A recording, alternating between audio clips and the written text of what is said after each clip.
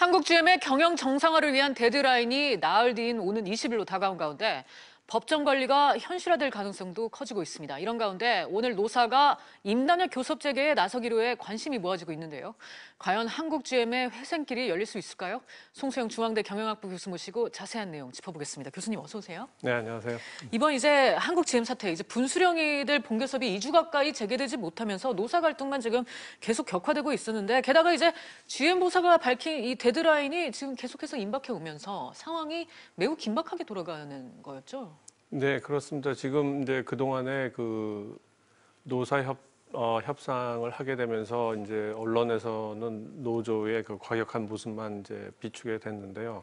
그 이유는 이제 뭐 주기로 약속했던 보너스 임금도 주지도 않고, 물론 한국 GM이 지금 계속 적자를 기록하고 있는 건 사실입니다. 그래서 이 부분이 단기적으로 그런데 좀 저희가 깊이 봐야 되고, 결국 한국 GM이라는 회사가 미국에 있는 GM 본사의 완전히 자회사거든요. 네. 그러다 보니까 그쪽의 전략에 따라서 운명이 좌우되는 것 같습니다. 네, 이 한국 GM과 사는 간의 입장 차도 더 벌어졌습니다. 일단 네. 사는의 입장은 실사가 끝날 때까지는 어떠한 지원책도 약속할 수가 없다, 이런 거였는데요. 이 부분은 어떻게 보셨습니까? 현재 사는 총재께서 취하신 전략은 아주 그러니까 나중에 움직이는 것이 훨씬 유리하기 때문에 아주 네. 적절한 조치라고 저는 생각을 하고요. 그렇군요. 이게 산업은행 같은 경우는 17.2%라는 지분밖에 없기 때문에 아무래도 큰 역할을 하기는 힘듭니다, 지금. 네. 어찌됐건 노사가 20일까지는 임단협 잠정 합의를 마무리 지어야 하는 상황인데, 바로 오늘 오후 2시입니다. 이 노사가 제8차 이제 임단협 교섭을 재개하기로 해서 관심이 쏠리고 있습니다. 어떻게 진행될까요? 저는 이 부분은 사실 그렇게 큰 의미를 많이 두고 싶지는 않습니다. 이거는 이제 약간의 언론에 보이기 위한 것이 강한 것 같고요. 결국은 GM 본사의 전체적인 전략이 어떤지를 우리가 살펴봤을 때, 왜 지금 산업은행이 이러한 새로운 돈은 절대 들어갈 수 없다. 그다음에 자구책을 강구해라. 그다음에 실제로 어떤 식으로 자본 조정을, 구조 조정을 어떻게 할 것인지에 대한 구체적인 얘기, 투자 계획 이런 것들이 나오고, 현재 자산에 대한 실사가 나오지 않는 이상 움직이지 않겠다는 것은 아주 적절하고, 오히려 지금은 이제 협상을 통해서 한국 GM은 여론을 자기들한테 유리한 쪽으로 끌어가려고 하겠죠. 네. 당초 한국 GM은 법정 관리 시청과 관련해서 실무 작업에 돌입한 상황이었는데요. 아무래도 이제 맞습니다. 이번 교섭 방향에 따라서 결과가 전혀 다른 방향으로 흐를 수도 있을 것 같다는 생각이 들어요. 제 생각에는 이제 법정 관리로 들어갔을 때 어떤 계획을, 플랜 B가 있어야 될 것 같고요. 법정 관리가 들어가지 않았을 때는 GM 본사에서도 전략적으로 자기들이 유리하게 하니까 선택을 하겠죠.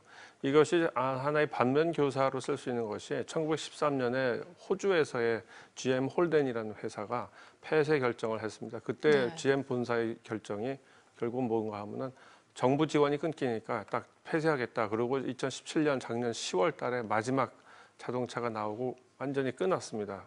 폐쇄됐습니다. 그래서 저는 한국 GM 본사의 전체적인 전략으로 봤을 때, 현재 한국 GM의 전 사장으로 있었던 닉 라일리라는 분도 한국 GM의 노동 생산성이나 이런 것들은 좋았다. 이런 거를 분명히 얘기를 하고 있는 걸로 봐서는 GM 본사의 전략은 트럼프 정부의 보호주의와 그다음에 세제 혜택을 굉장히 많이 주겠다. 그다음에 멕시코하고의 나프타가 진행되는 상황에서 GM 입장에서는 결국 소형차 위주의 지금 생산을 해서 수출하는 한국 GM이라는 기업은 자회사로서 그렇게 큰 의미가 없는데, 현재로서는 이 옛날에 산업은행에서 어떤 자본 구조 조정을 했던 거가 조금 저는 잘못됐던 게 2016년도, 15년도에 있었던 게 있습니다. 이게 뭔가 하니 신용대출했던 거를 담보대출로 바꿨습니다. 그 얘기는 뭔가 하면 신용대출은 이자가 높겠죠. 근데 담보대출로 바꾸게 되면은 지금 이자가 더 낮아지니까 비용이 절약되는 것처럼 보입니다만, GM 본사는 자금을 빌려준 채권자이면서 동시에 대주주입니다. 그러다 보니까 이런 문제가 생기는 게, 즉 담보대출을 했다는 거는 자기들이 나중에 법정 관리가 들어가거나 이걸 정리할 때 담보를 자기네 소유로 하기가 굉장히 유리합니다. 네. 이게 바로 부평 공장이 거기에 포함된 이유가 거기 있다고 생각됩니다. 근데 앞서 뭐 교수님 말씀하셨지만 그렇다면 오늘 임단협 합의가 그러니까 임단협 협의가 이제 이루어진다고 하더라도 크게 의미 있는 진전은 없을 걸로 내다 보시는 건지. 이제 GM 본사 측에서 자기네들이 채권을 그래도 유지하면서 받는 게 이거를 조금이라도 살려서 하는 것이 유리하겠다. 네. 그랬을 경우엔 GM 본사 측에서도 입장이 달라지겠죠. 즉 뭔가니 이 어느 정도 임금 공장 이제 노동자들을 정리하고 규모를 축소해가지고 한 다음에는 이제 소위 말해서 제3자에게 넘길 수도 있는 거고요. 아니면은 자기네들이 더 유리하다고 생각되면 결국 공장 폐쇄를 하게 될 거고요. 그래서 그 부분에 대해서 대응을 산업은행에서 거기에 맞춰서 하는 것이 좋고 현재 출자 전환을 하지 않고 아니면 허용하더라도 15%는 비토권을 유지하는 것은 산업은행 입장에서는 굉장히 중요한 요소입니다. 네. 우리나라 입장에서도 그렇고. 만약 이제 20일까지 어떠한 진전도 없다면 이제 결국 법정 관리밖에는 방법이 없다고 봐야겠죠. 뭐 그거는 한국 GM 본사에서 내놓은 얘기고요. 네. 그 이후에 또 상황에 따라서 더 할 수도 있고 그러니까 그건 좀 지켜봐야 될 것 같습니다. 교수님이 보시기에 지금 한국 GM과 관련해서 가장 적절한 방법은 뭐라고 생각하십니까? 가장 좋은 방법은요. 한국 GM 본사에서 한국 시장에 대한 거를 소위 말해서 만들어서 한국 시장 그 GM에서 만들어서 해외 수출하고 소형차, 그다음에 대형차 인기 있을 수 있는 말리부라든지 임팔라 같은 거는 다른 나라에서 생산해 가지고 한국에서 수출을 합니다.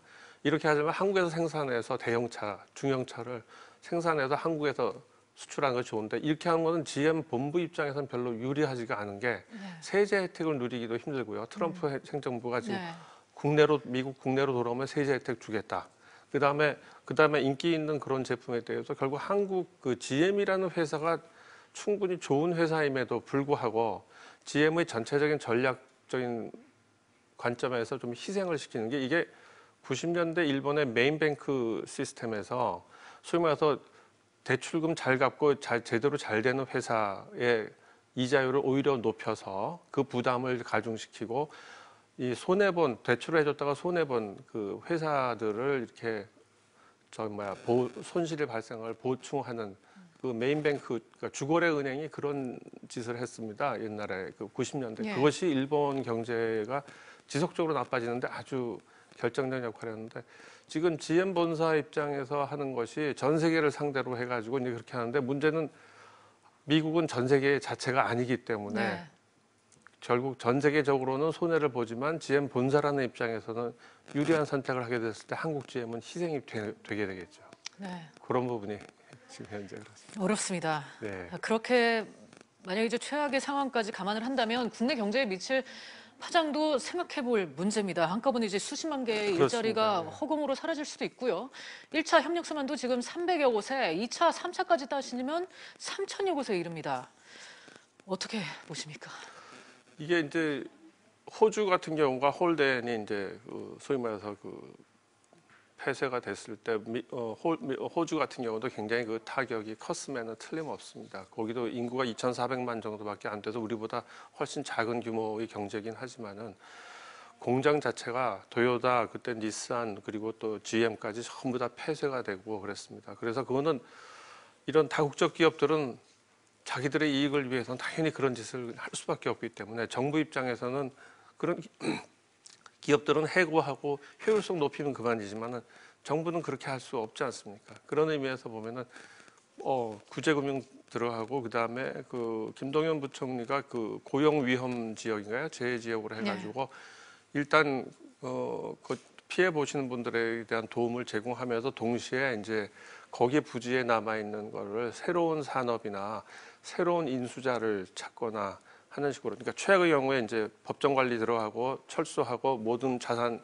청산하고 이렇게 되는 경우에 대해서도 대비를 하고 있는 것이 전 좋을 거라고 생각됩니다. 알겠습니다.